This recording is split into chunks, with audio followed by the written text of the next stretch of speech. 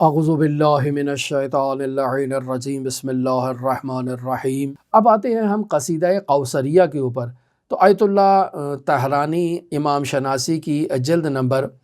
7 ہے، وہاں پر اس قصیدہ قوثریہ کو آخر میں درج کرتے ہیں۔ یہ قصیدہ 1335 ہجری قمری کو مصنف نے انشاء کیا، اور اس کے انشاء کا بھی بنیادی مقصد یہ تھا کہ کسی محفل میں یہ بیٹھے تھے، وہاں تذکرہ ہو رہا تھا کہ حضرات اہل بیت علیہم الصلاۃ والسلام کی مدح و سرائی میں اشعار کہنے والا کوئی نہیں ہے، تو انہیں وہیں سے ان کی جو ہے وہ غیرت ایمانی نے جوش کھایا، اور انہوں نے ایک رات میں بیٹھ کر اس قصیدے کو جو ہے وہ انشاء کیا۔ اور چونکہ اس قصیدے کے دوسرے بیت میں سورہ کوثر کا ذکر ہے، اس وجہ سے اس قصیدے کا نام قصیدہ قوثریہ رکھا گیا، اور یہ قصیدہ ٹوٹل 54 اشعار پر مشتمل ہے۔ اس قدر یہ قصیدہ مشہور ہوا کہ اس کے استنساخ کی متعدد لوگوں نے فرمائش کی، اور پھر اس قدر یہ شہرت اختیار کر گیا کہ وہاں نجف کے مقامی اخبار سے یہ تقاضا کیا گیا کہ آپ اس قصیدہ قوثریہ کو پبلش کر دیں، تاکہ تمام وہ طالبین جو اس کے مشتاق ہیں ان تک یہ پہنچ جائے اور وہ اس سے فیض یاب ہوں۔ اکثر علماء نے اپنی کتابوں میں اس قصیدہ قوثریہ کو نقل کیا ہے، خطباء نے اپنے ممبروں میں اسے پیش کیا ہے، اور قصیدہ خانوں نے اسے جو ہے وہ نظم میں باقاعدہ پرو کر اسے بیان کیا ہے۔ تو یہ قصیدہ قوثریہ اس قدر معروف ہے کہ آیت اللہ طحرانی نے امام شناسی کی جلد نمبر 7 ہے، صفحہ نمبر 285 پر سید رضائے ہندی عرب کا یہ قصیدہ قوثریہ تحریر کیا ہے۔ وہاں آیت اللہ طحرانی کہتے ہیں کہ یہ ٹوٹل 54 اشعار پر مشتمل ہے۔ ابتدائی 24 اشعار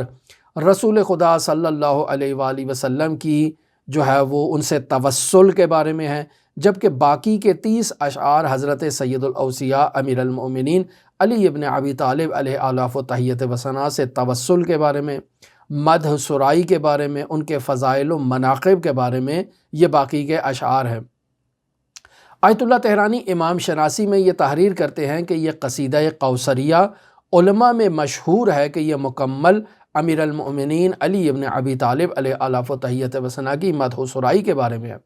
جبکہ آیت اللہ طحرانی کہتے ہیں کہ میری نظر میں اس طرح سے نسبت درست نہیں ہے۔ میرا یہ ماننا ہے کہ ابتدائی 24 اشعار رسول خدا صلی اللہ علیہ وآلہ وسلم سے توسل کے بارے میں ہے، جبکہ باقی کے 30 اشعار اور ابیات جو ہیں وہ امیر المؤمنین علی ابن ابی طالب علیہ آلاف و تحیت و ثنا سے متعلق ہے۔ کیوں؟ چونکہ اس کی وجہ وہ بیان کرتے ہیں۔ کہتے ہیں کہ چونکہ پہلے بیت میں مفلح الاسنان کا ذکر ہوا ہے، اور وہ رسول خدا صلی اللہ علیہ وآلہ وسلم کی ذات گرامی ہے، یعنی وہ ہستی جس کے ابتدائی 2 دانت آپس میں فاصلے کے ساتھ ایسے موجود ہیں جیسے 2 موتی جڑے ہوئے ہوں۔ تو اس وجہ سے یہ خصوصیت امیر المؤمنین کی نہیں تھی، یہ خصوصیت حضرت رسول خدا صلی اللہ علیہ وآلہ وسلم کے متعلق تھی۔ پھر دوسرے بیت میں انا اعطینا کل کوثر، یہ کوثر کسے عطا ہوئی ہے؟ یقینی بات ہے یہ کوثر امیر المومنین کو عطا نہیں ہوئی، بلکہ یہ رسول خدا صلی اللہ علیہ وآلہ وسلم سے متعلق خطاب ہے، لہٰذا یہ دوسرا قرینہ ہے کہ یہ ابیات جو ہیں وہ رسول خدا صلی اللہ علیہ وآلہ وسلم سے متعلق ہیں۔ پھر 12ویں بیت میں جو ہے وہ حضرت کی نبوت پر ایمان کا تذکرہ ہے، تو نبوت تو رسول خدا کے پاس تھی، امیر المومنین کو نبوت کا مقام نہیں تھا، لہٰذا یہ شعر خود دلیل ہے کہ یہ شعر رسول خدا صلی اللہ علیہ وآلہ وسلم کی منقبت کے بارے میں ہے۔ پھر 16ویں بیت میں شرم و حیا کے باعث چہرے کے سرخ ہو جانے کے بارے میں اشارہ ہے، اور یہ خصوصیت بھی رسول خدا صلی اللہ علیہ وآلہ وسلم سے متعلق جو ہے وہ موجود ہے کہ شرم و حیا کے باعث آپ صلی اللہ علیہ وآلہ وسلم کے چہرہ انور کا رنگ جو ہے وہ تبدیل ہو جاتا تھا۔ لہٰذا انہی دلائل کی روشنی میں آیت اللہ طحرانی امام شناسی میں یہ بیان کرتے ہیں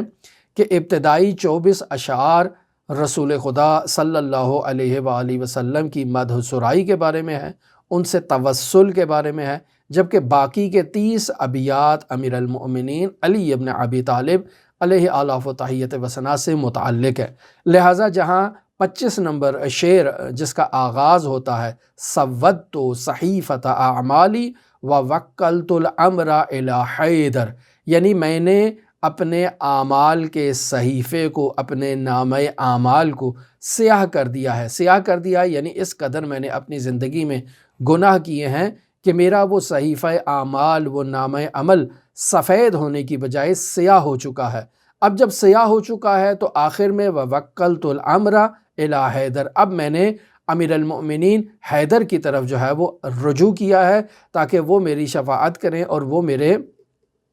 اس سیاہ نامہ اعمال پر میری جو ہے وہ شفاعت کریں، میری توبہ کو اللہ کی بارگاہ میں پیش کریں، میں اپنے گناہوں پر نادم ہوں۔ لہٰذا شاعر نے اس قصیدے کو امیر المؤمنین علی ابن ابی طالب علیہ آلاف و تحیت و ثنا کی شان میں بیان کیا ہے۔ البتہ یہ نقل ہوتا ہے کہ یہ قصیدہ جو ہے وہ امیر المؤمنین علی ابن ابی طالب علیہ آلاف و تحیت و ثنا کی شان و منزلت کے بارے میں عراق کے اندر ایک مشاعرہ اور ایک عالمی مقابلہ منعقد ہوا تھا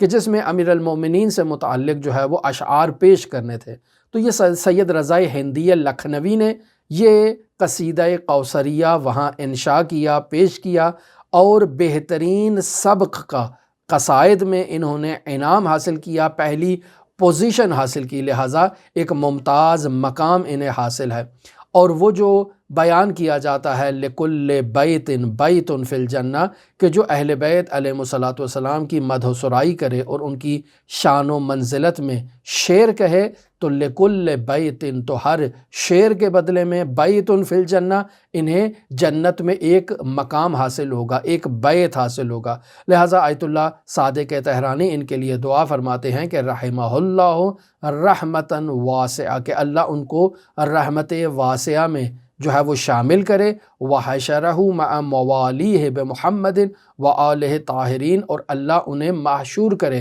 محمد و آلہ طاہرین کے ساتھ۔ اور فرماتے ہیں کہ یہ قصیدہ